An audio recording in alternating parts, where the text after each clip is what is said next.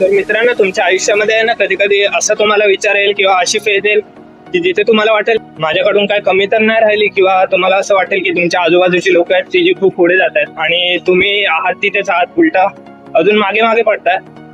तर असं तुम्हाला वाटत असेल ना, तर थोडा वेळ जरा 2 श्वास घ्या मोठे आणि आहे ना, शांत डोक्याने विचार करा की तुम्ही स्वतःसाठी काय करताय. ठीक आहे, सगळ्यांची मेंटॅलिटी जी सेम नसते.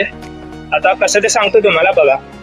आता एखादा आहे ना, भरपूर शिकतो ठीक आहे, त्याची आहे ना त्याच्यामध्ये आवड असते, त्याला इंटरेस्ट असतो, त्याला गायडन्स चांगला असतो की बाबा तू असं कर तू कसं कर, त्याला त्याचा रस्ता माहिती असतो, रोडमॅप माहिती असतो.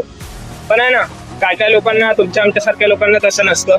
आपल्याला सांगणारं कोण नसतं, किंवा जे बोलतो आपण परिस्थिती तशी नसते, किंवा तुम्ही बोलू शकता की प्रॉपर गायडन्स नसतो.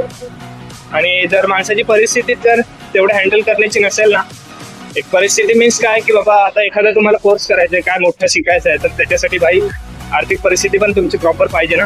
आणि मुळात म्हणजे ना, तुमचा इंटरेस्ट कोणत्या गोष्टीत आहे ना ते तुम्ही शोधायला पाहिजे. तुमचा इंटरेस्ट कोणत्या गोष्टीत आहे, तुम्हाला काय करायला आवडतं ना ते शोधून काढा. जर तुम्हाला असं वाटत असेल की अरे यार, आजूबाजूची लोक तर खूप पुढे जात आहेत, खूप शिकतायत आणि मी कसं काय असं मागे राहतोय, मग अशा वेळी आहे ना, तुम्हाला विचार केला पाहिजे की मी स्वतःसाठी काय करतोय, मी स्वतःच्या आवडीची गोष्ट करतोय का, की माझा कशामध्ये इंटरेस्ट आहे ते तुम्ही शोधायला पाहिजे आणि तसं त्याच्यावर पुढे वर्क केलं पाहिजे. ठीक आहे, नुसतं विचार करून चालणार नाही. स्वतःचा आहे ना एक निर्णय घ्या, स्वतः एक शांतपणे जरा बसून आहे ना विचार करा की बाबा मला काय आवडतं. दुसऱ्यांचा विचार नका करू की बाबा त्याने हा कोर्स केला मग मी पण तोच करतो, किंवा त्याने हे शिकलंय तो हे शिकतोय तर मी पण हे शिकतो. कारण की ना, शिक्षण तुम्हाला फक्त नोकरी देऊ शकतं. ठीक आहे, तुम्हाला जर मालिक बनायचंय, राजा बनायचंय, स्वतःचं काहीतरी उभं करायचंय ना, तर तुम्हाला स्वतःवरती काम करून प्रॉपर स्किल डेव्हलप करावी लागेल.